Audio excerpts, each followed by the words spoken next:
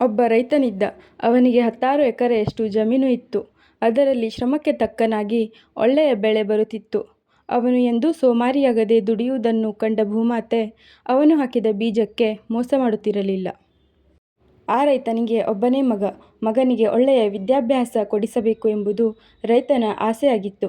ಆದರೆ ಓದು ಮುಗಿದ ಮೇಲೆ ಮಗ ನನ್ನಂತೆಯೇ ರೈತನಾಗಬೇಕೆಂಬುದು ತಂದೆಯ ಆಸೆಯಾಗಿತ್ತು. ಇದೇ ವಿಷಯಕ್ಕೆ ತಂದೆಗೂ ಮಗನಿಗೂ ಆಗಾಗ ಜಗಳವಾಗುತ್ತಿತ್ತು. ತಂದೆ ತನ್ನ ಮಗನನ್ನು ಕೂರಿಸಿಕೊಂಡು ಬುದ್ಧಿ ಹೇಳುತ್ತಿದ್ದರು. ಮಗ, ಪ್ಯಾಟೆಗೆ ಹೋಗಿ ದುಡಿಯುವುದು ಯಾಕೆ? ನನ್ನ ಮಾತು ಕೇಳು. ಆ ಕೆಲಸದಾಗಿ ಎಷ್ಟೇ ದುಡ್ಡು ಬಂದರೂ ಸಂತೋಷ ಸಿಗುವುದಿಲ್ಲ. ನಾನು ನೋಡಿಲ್ವಾ, ನೌಕರಿ ಮಾಡ್ತೀನಿ ಅಂತ ಹೋದವರ ಬಾಳು ಹೇಗಿದೆ ಅಂತ.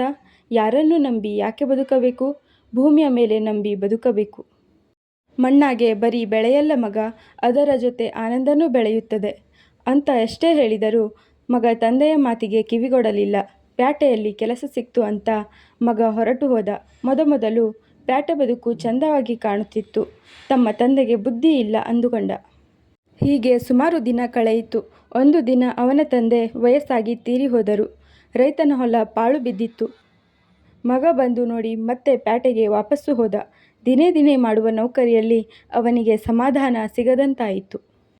ಕೈ ತುಂಬ ದುಡ್ಡು ಬಂದರೂ ಖುಷಿ ಇರಲಿಲ್ಲ. ಮೇಲಧಿಕಾರಿಗಳ ದಬ್ಬಾಳಿಕೆ ಸಾಕು ಅನಿಸಿತು.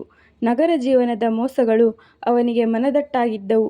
ಅಲ್ಲೆಲ್ಲ ಅವನಿಗೆ ನಂಬಿಕೆ ಎನ್ನುವುದು ಸಿಗಲಿಲ್ಲ. ಮೋಸ ಮಾಡುವರು, ಅದಕ್ಕೆ ಪ್ರತಿಯಾಗಿ ತಾನು ಮಾಡಬೇಕಾದ ಸ್ಥಿತಿ ಅವನನ್ನು ಕಾಡಿತು. ಅಪ್ಪ ಹೇಳಿದ ಮಾತುಗಳು ನೆನಪಾಗತೊಡಗಿದವು. ಹಳ್ಳಿಗೆ ಹೋದರೆ ಹೇಗೆ ಅಂತ ಯೋಚಿಸಿದ. ನೋಡೋಣ ಅಂತ ಒಂದಿಷ್ಟು ದಿನಗಳ ಕಾಲ ನಗರ ಬಿಟ್ಟು ಹಳ್ಳಿಗೆ ಹೋಗಿ ಇದ್ದು ಬಿಟ್ಟ. ಅಲ್ಲಿ ಅವನಿಗೆ ಏನೋ ಒಂದು ಸಮಾಧಾನವಾಯಿತು. ಹೊಲದ ಕಡೆ ಹೋಗಿ ಬಂದ. ಅಪ್ಪ ಹೊಲವನ್ನು ಉಳುಮೆ ಮಾಡುತ್ತಿದ್ದು ನೆನಪಾಯಿತು. ಈಗ ಹೊಲ ಪಾಳು ಬಿದ್ದಿತ್ತು.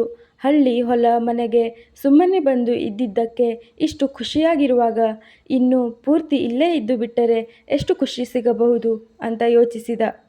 ಒಂದು ದಿನ ನಗರಕ್ಕೆ ಹೋಗಿ ತನ್ನ ಕೆಲಸವನ್ನೆಲ್ಲ ಶಾಶ್ವತವಾಗಿ ಬಿಟ್ಟು ಹಳ್ಳಿಗೆ ಬಂದು ನೆಲೆಸಿದ. ಎತ್ತುಗಳನ್ನು ಕೊಂಡ, ನೇಗಿಲುಗಳನ್ನು ತಂದಿಟ್ಟುಕೊಂಡ.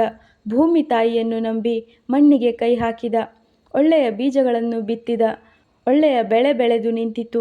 ಅದರೊಂದಿಗೆ ಅವನ ಖುಷಿಯೂ ಬೆಳೆದಿತ್ತು. ಇಂದು ಅವನಿಗೆ ತಂದೆ ಹೇಳಿದ್ದ ಮಾತುಗಳು ನಿಜವೆನ್ನಿಸಿತು. ಅವನ ತಂದೆ ಮೇಲಿಂದ ನೋಡಿ ಖುಷಿಪಟ್ಟರು.